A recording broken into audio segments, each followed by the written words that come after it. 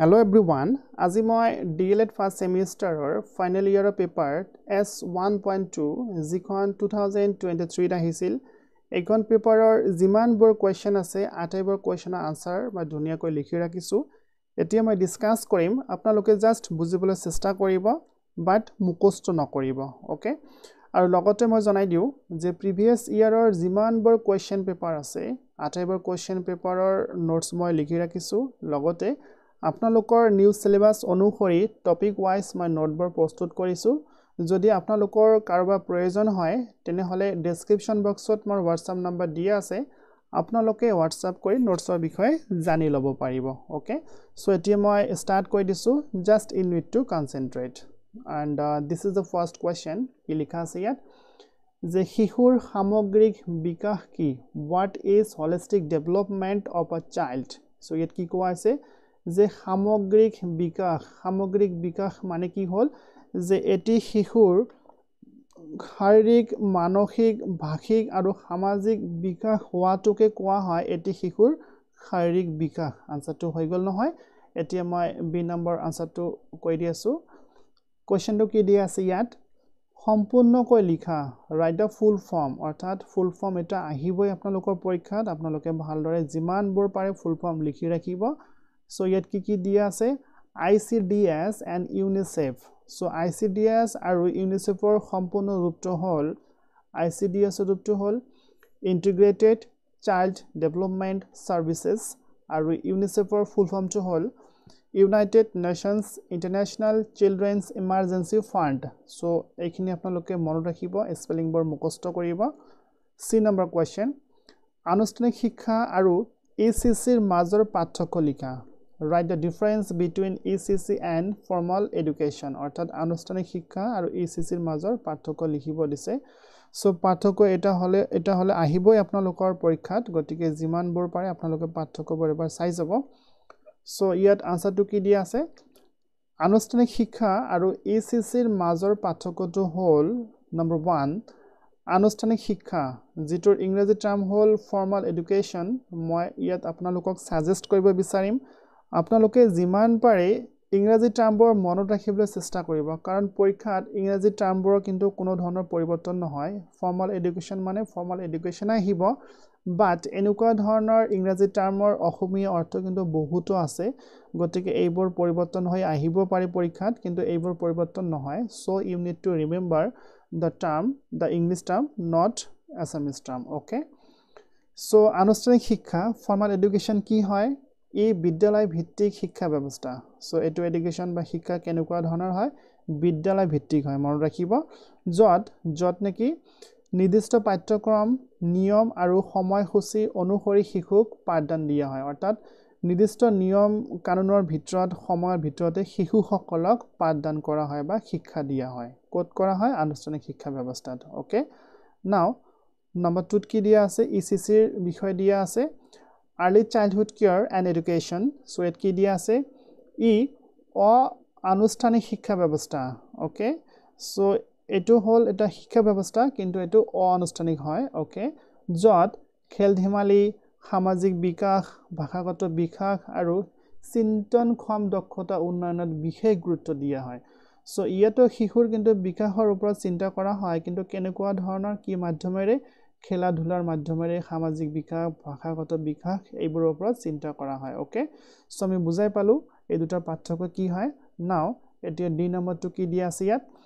ECC এৰ এটা উদ্দেশ্য উল্লেখ কৰা mention one objective of ECC okay so ECC এটা উদ্দেশ্য ইয়াত লিখিব দিছে সো আনসাৰটো হ'ব ইয়াত ECC ৰ এটা উদ্দেশ্য হল যে শিশুৰ শৈশৱৰ শিক্ষণ অভিজ্ঞতা উন্নত কৰি ভাষা সামাজিক আনুষ্ঠানিক মানসিক আৰু শাৰীৰিক বিকাশ নিশ্চিত কৰে অৰ্থাৎ এটি শিশুৰ শৈশৱ শিক্ষণ অভিজ্ঞতা উন্নত কৰাৰ পিছত শিশুটিৰ ভাষাগত সামাজিক মানসিক এইবোৰ উন্নত কৰাৰ চিন্তা চৰ্চা কৰে কোনে কৰে ECC এ কৰে এটো হল উদ্দেশ্য ওকে এই শিশুক বিদ্যালয় শিক্ষাৰ বাবে প্ৰস্তুত কৰাত যথেষ্ট সহায় কৰে লগতে কি কৰে ECC এ এটি শিশুৰ বিদ্যালয়গত শিক্ষাত প্ৰস্তুত কৰি তোলাৰ বাবে যথেষ্ট হেল্পফুল অৰ্থাৎ সহায় কৰে ওকে আমি বুজাই পালো নাও কোৱেশ্চন নম্বৰ 2 জীৱনজোৰা শিক্ষণ আৰু বিকাশৰ বাবে প্ৰাক শৈশৱকাল এক গুৰুত্বপূৰ্ণ সময় বাক্যশাৰী যুক্তিৰে প্ৰতিপূৰ্ণ কৰা early childhood is a significant period of lifelong learning and development justify the statement so ইয়াত এটা পাঠ্যক্য লিখিব দিছে সৰি ইয়াত এটা গুৰুত্বপূৰ্ণ বিষয় কথা কোৱা আছে যেটো হল জীৱনজোৰা শিক্ষণ অৰ্থাৎ আজীৱন শিক্ষা গোটেই জীৱনলৈকে শিক্ষা আৰু বিকাশ এই দুটা ক্ষেত্ৰত প্ৰাক শৈশৱকাল এক গুৰুত্বপূৰ্ণ সময় হয় তাৰ বিষয়ে আমাক লিখিব দিছে সো আনসাৰটো হল যে জীৱনজোৰা শিক্ষণ আৰু বিকাশৰ বাবে প্ৰাক শৈশৱকাল এক গুৰুত্বপূৰ্ণ সময় হয় অৰ্থাৎ গোটেই জীৱন যদি আমি ভালদৰে শিকিব বিচাৰো ভালদৰে আমাৰ উন্নতি আমি নিজৰে কৰিব বিচাৰো তেনেহলে আমাৰ প্ৰাক শৈশৱকালত যে ভাল এটা শিক্ষণ ব্যৱস্থা থাকিব লাগে সেই বিষয়ে আমাক লিখিব দিছে অৰ্থাৎ আমি ইয়াত এইখিনি ক'ব পাৰো যে আমি প্ৰথম অৱস্থাত বা ফাউন্ডেশন পিৰিয়ডত যদি আমি ভালদৰে শিক্ষা লাভ কৰো জ্ঞান লাভ কৰো তেনেহলে আমি আজীৱন শিকিব পাৰো আমাৰ জ্ঞান বিকাশ হৈ থাকিব এটি শিশুৰ যদি প্ৰথম অৱস্থাতে তেখেতক ভালদৰে শিক্ষা প্ৰদান কৰা হয় ভাল আচৰণ দিয়া হয় ভাল পৰিয়ালত জন্মগ্ৰহণ কৰে ভালদৰে কথা শিকোৱা হয় এনেকৈ যদি আমি ভালকৈ শিশুটিক লালন পালন কৰি পেলাই বিকাশৰ পথত আগুৱাই লৈ যাব পাৰো তেনেহলে সেইটো শিশুৰ জীৱনজোৰা শিক্ষণ কিন্তু ভালদৰে আগুৱাই যাব আৰু বিকাশ ভালদৰে হ'ব এই কথাখিনি ইয়াত বিচাৰিছে মই এবাৰ পঢ়ি দিছো যে প্ৰাক শৈশৱকাল যেটো স্টাৰ্ট হয় 0 অৰ্থাৎ জন্মৰ পৰা 8 বছৰ বয়সৰ সময়ছোৱা কোৱা হয় প্ৰাক শৈশৱকাল সো প্ৰাক শৈশৱকাল হৈছে মানুহৰ জীৱনৰ আটাইতকৈ গুৰুত্বপূৰ্ণ শিক্ষণ আৰু বিকাশৰ সময় যে মানুহৰ শিক্ষণ আৰু বিকাশৰ সময় আমি যদি ক'ব বিচাৰো সেইখিনি হল প্ৰাক শৈশৱকাল অৰ্থাৎ জন্মৰ পৰা 8 বছৰ বয়সলৈকে এইখিনি সময়ত যথেষ্ট পৰিমাণে বিকাশ আৰু বৃদ্ধি হয় ওকে এই সময়ছোৱাত মগজুৰ 90% বৃদ্ধি হয় আৰু শিশুৰ ভাষা সামাজিকতা অনুভূতি শাৰীৰিক বিকাশ চিন্তন ক্ষমতা প্ৰবৃত্তি ক্ষেত্ৰত ইয়াত ক্ষেত্ৰত হ'ব দ্ৰুত উন্নতি সাধিত হয় বা সাধন হয় সো আমি কি বুজা পালো যে এইখিনি সময়ছোৱাত এটি শিশুৰ কি হয় মগজুৰ বৃদ্ধি যথেষ্ট পৰিমাণ হয় কিমান হয় 90% লৈকে বৃদ্ধি হয় খুবই ডাঙৰ কথা হয় নহয় জানো আৰু লগতে কি হয় শিশুৰ ভাষাগত সামাজিকতা শাৰীৰিক অৰ্থাৎ ইমানবৰ বিকাশ কি হয় অতি দ্ৰুত গতিত সাধিত হয় ওকে সো ভালদৰে মনত ৰাখিব যে এটি শিশুৰ শৈশৱ বা প্ৰাক শৈশৱকাল খুব গুৰুত্বপূৰ্ণ হয় শিক্ষণৰ বাবে আৰু বিকাশৰ বাবে নেক্সট দিয়া আছে এই সময়ছোৱাত কি হয় যদি শিশুক উপযুক্ত যত্ন শিক্ষামূলক পৰিবেশ খেলা ধুলা সংগীত সামাজিক দক্ষতা উন্নয়নৰ বাবে অভিজ্ঞতা প্ৰদান কৰা হয় অৰ্থাৎ আমি বুজা পালো যদি এইখিনি সময়ত যদি এটা শিশুক উপযুক্ত যত্ন লোৱা হয় শিক্ষামূলক পৰিবেশৰ সৃষ্টি কৰি দিয়া হয় খেলা ধুলাত যথেষ্ট অংশগ্ৰহণ কৰিবলৈ সুবিধা দিয়া হয় সংগীত সামাজিক এইবোৰত যদি যথেষ্ট আগুৱাই লৈ যোৱা হয় তেনেহলে কি হ'ব তেনেহলে তেওঁলোকৰ ভৱিষ্যত শিক্ষাৰ ভিত্তি অধিক শক্তিশালী হয় তেনেহলে তেখেতৰ ভৱিষ্যতৰ যেটো শিক্ষাৰ মাধ্যম যথেষ্ট শক্তিশালী হৈ উঠিব ওকে ই নিজৰ আত্মবিশ্বাস সিদ্ধান্ত গ্ৰহণৰ ক্ষমতা কল্পনা শক্তি আৰু জ্ঞান আহৰণৰ ক্ষমতা বৃদ্ধি কৰে আৰু এইখিনি পৰিবেশ যদি আমি এটা শিশুৰ বাবে কৰি দিও তেনেহলে কি হ'ব সেই শিশুটিৰ আত্মবিশ্বাস সিদ্ধান্ত গ্ৰহণ কৰাৰ ক্ষমতা বৃদ্ধি পাব কল্পনা শক্তি বৃদ্ধি পাব জ্ঞান আহৰণৰ ক্ষমতা আটাইবোৰ বৃদ্ধি পায় তাৰমানে এক কথাত আমি এইখিনি ক'ব পাৰো যে প্ৰাক শৈশৱ কালত এটি শিশুৰ লালন পালন যত্ন সহকাৰে ভালদৰে কৰা উচিত যদি ভালদৰে কৰো তেনেহলে ভৱিষ্যতে উজ্জ্বল হবে জ্ঞানৰ প্ৰতি আগুৱাই যাবই নহলে কিন্তু নহয় আপোনালোকে ভালদৰে মনত ৰাখিব তদুপৰি তাৰ উপৰিও কি হয় এই সময়ছোৱাত ভাষা শিক্ষাৰ দক্ষতা অধিক উন্নত হয় অৰ্থাৎ আমি যেতিয়া সৰু আছিলো আমাৰ ভাষাৰ যেটো উন্নতিৰ ধাপ সেইখিনি কিন্তু এইখিনি সময়ৰ ভিতৰতে হয় সেই কথাটো ইয়াত কোৱা আছে যি শিশুৰ বিদ্যালয় শিক্ষাৰ ভিত্তি শক্তিশালী কৰি তোলে যদি আমাৰ ভাষা শিক্ষাৰ দক্ষতা উন্নতি হয় তেনেহলে আমাৰ বিদ্যালয় শিক্ষাৰ ভিত্তিও শক্তিশালী হ'ব ওকে আমাৰ যেটো কমিউনিকেশন অৰ্থাৎ যোগাযোগ কৰাৰ মাধ্যমটোৱে হল ভাষা আৰু আমাৰ ভাষা যদি আমাৰ ভাল হয় তেনেহলে শিক্ষা ব্যৱস্থাটো আমাৰ ভালদৰে আগুৱাই যায় ওকে প্ৰাক শৈশৱ কালত শিক্ষণ আৰু বিকাশৰ সুযোগ উপলব্ধ কৰাটো অত্যন্ত প্ৰয়োজনীয় গতিকে এইখিনি সময়ত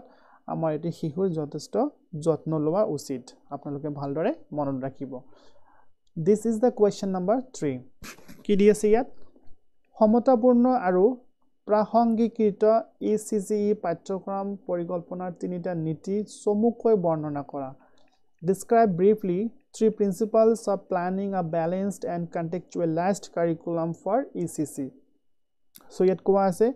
সমতাপূৰ্ণ আৰু প্ৰাসংগিকৃত ECC পাঠ্যক্ৰম পৰিকল্পনা তিনিটা নীতি অৰ্থাৎ ECC যি পাঠ্যক্ৰম পৰিকল্পনা নীতি আছে তাৰ তিনিটা নীতি আমাক লিখিব কৈছে So আনসাৰটো হল সমতাপূৰ্ণ আৰু প্ৰাসংগিকৃত ECC পাঠ্যক্ৰম পৰিকল্পনা তিনিটা নীতি চমুকৈ তলত বৰ্ণনা কৰা হল Number 1 okay কি দি আছে ইয়াত শিশু কেন্দ্ৰিক পদ্ধতি অৰ্থাৎ চাইল্ড সেন্ট্ৰিক এপ্ৰোচ এই ওয়াৰ্ডটো আপোনালোকে ভালদৰে মনত ৰাখিব যাক কোৱা হয় শিশু কেন্দ্ৰিক পদ্ধতি সো ইয়াৰ মিনিংখিনি ইয়াত দিয়া আছে পাঠ্যক্ৰম শিশুৰ মনোভাৱ আগ্ৰহ অনুভৱ অনুসৰি সাজি তোলা উচিত অৰ্থাৎ পাঠ্যক্ৰম মানে কি হয় যিখন কিতাপ আমাৰ স্কুলৰ যিবোৰ লৰা ছোৱালী আছে হিয়তে যিবোৰ কিতাপ পঢ়ে সেই কিতাপবোৰক পাঠ্যক্ৰম বুলি কোৱা হৈছে ওকে সো পাঠ্যক্ৰম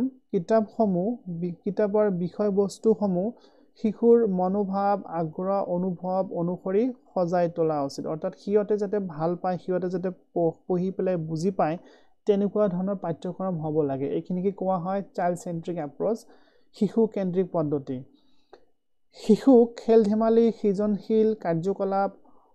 গল্প সংগীত নৃত্য আদিৰ সহায়ত শিক্ষাৰ সুযোগ দিব লাগে আৰু লগতে শিশুসকলক শিক্ষা দিবই লাগিব কিন্তু বহুৱাই পেলাই কিতাপত ভালদৰে বুজাই দি পেলাই হিয়তক শিক্ষা ব্যৱস্থা বা শিক্ষা দিয়া উচিত নহয় কেনেকৈ দিব লাগে হিয়তক খেল ধেমালিৰ মাধ্যমেৰে গল্প সংগীত নৃত্য আদিৰ মাধ্যমেৰে হিয়তক শিক্ষা প্ৰদানৰ সুযোগ দিব লাগে সো এইখিনিকে কোৱা হয় শিশু কেন্দ্ৰিক পদ্ধতি যাক ইংৰাজীত কোৱা হয় চাইল্ড সেন্ট্ৰিক এপ্ৰোচ ওকে নাও সেকেন্ড কি দিয়া আছে সামাজিক সাংস্কৃতিক প্ৰাসংগিকতা ওকে সোশিও কালচাৰাল ৰেলেভেন্স সো এইখিনি মিনিং কি হল পাঠ্যক্ৰম স্থানীয় ভাষা অৰ্থাৎ যিখিনি কিতাপৰ বিষয়বস্তু থাকিব সেইখিনি স্থানীয় ভাষাত লিখা থাকিব লাগিব অৰ্থাৎ অসমত যদি কিতাপখন হ'ব বিচাৰে আৰু শিশুটি যদি অসমীয়া মাতৃভাষাৰ হয় তেনেহলে পাঠ্যক্ৰমৰ যিখিনি ভাষা সেইখিনি অসমীয়াত থকাটোৱে বিশেষ দৰকাৰী ওকে সাংস্কৃতিক পৰিবেশ আৰু সমাজৰ অনুকূল হ'ব লাগে গোটেইখিনি সমাজৰ অনুকূল হ'ব লাগিব কোনখিনি পাঠ্যক্ৰমখিনি কিতাপৰ বিষয়বস্তুখিনি ওকে যাতে শিশুক প্ৰাকৃতিক আৰু পৰিস্থিতি পৰিবেশৰ সৈতে সংযোগ কৰিব পাৰে সো কিতাপৰ পাঠ্যক্ৰমখিনি এনেকুৱা হ'ব লাগে যাৰ ফলত শিশুটি নিজকে যাতে প্ৰাকৃতিক আৰু পৰিচিত পৰিবেশৰ লগত সংযোগ কৰি ৰাখিব পাৰে ওকে নেক্সট নাম্বাৰ 3 সামগ্ৰিক বিকাশ নিশ্চিত কৰা আৰু এটা ইয়াত বিষয় দিয়া আছে যেটো হল সামগ্ৰিক বিকাশ নিশ্চিত কৰা অৰ্থাৎ হোলিস্টিক ডেভেলপমেন্ট সামগ্ৰিক বিকাশ নিশ্চিতকৰণ কৰিব লাগিব যেটো কোৱেশ্চন আমি প্ৰথমত পাই হেলো যে সামগ্ৰিক বিকাশ কি সো সামগ্ৰিক বিকাশ নিশ্চিতকৰণ কৰিব লাগিব যেটো দিয়া আছে ইয়াত পাঠ্যক্ৰমে শিশুৰ শাৰীৰিক মানসিক সামাজিক আৰু ভাষাগত বিকাশ নিশ্চিত কৰা উচিত অৰ্থাৎ পাঠ্যক্ৰমটো এনেকুৱা হ'ব লাগিব পাঠ্যক্ৰমটোৱে শিশুটিৰ শাৰীৰিক মানসিক সামাজিক আৰু ভাষাগত বিকাশ যাতে হয় সেইটো নিশ্চিতকৰণ কৰিব লাগিব ওকে শিশুৰ সৃজনশীলতা আত্মবিশ্বাস আৰু চিন্তা চেতনাৰ বিকাশ হোৱাটো অতি প্ৰয়োজনীয় কাৰণ এটি শিশুৰ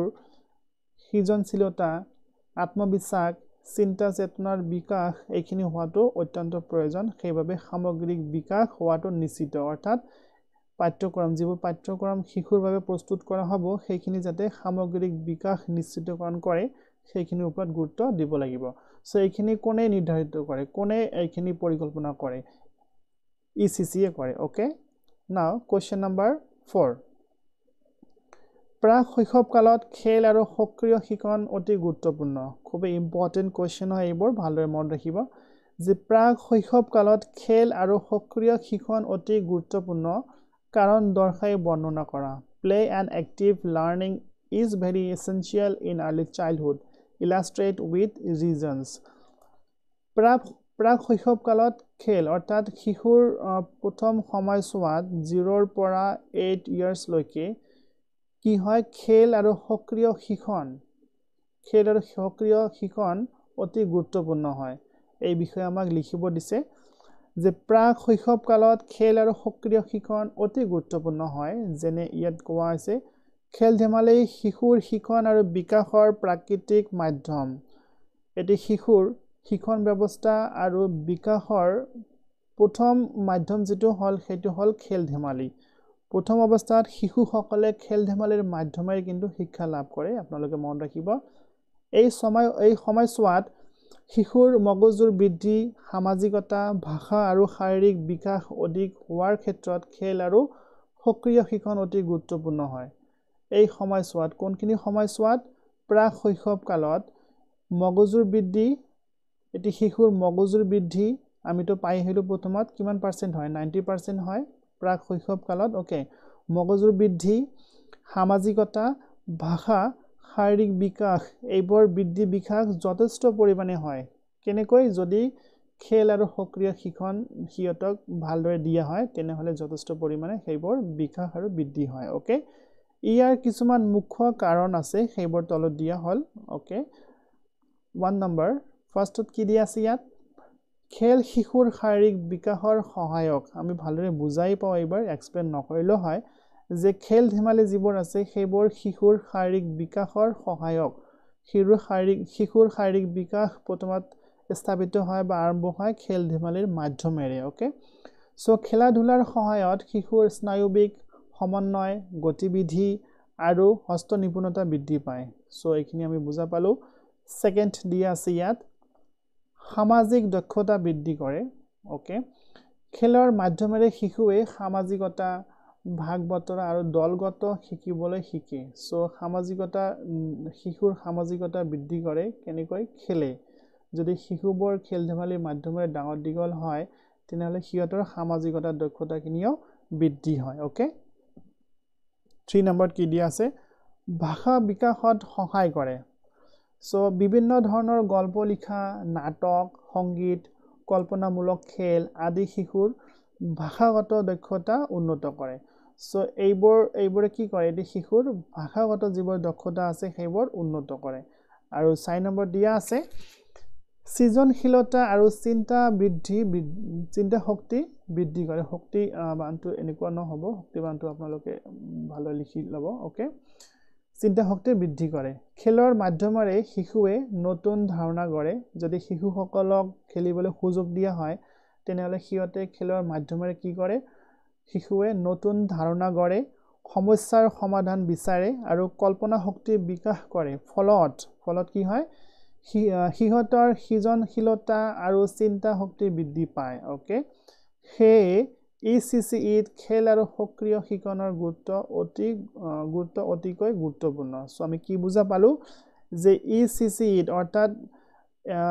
শিশুৰ প্ৰাক শৈশৱ কালত খেল ধেমালি আৰু সক্ৰিয় শিক্ষণ খুবেই গুৰুত্বপূৰ্ণ এইখিনি সিহঁতৰ সুযোগ দিবই লাগিব তেতিয়া সিহঁতৰ সৰ্বাঙ্গীন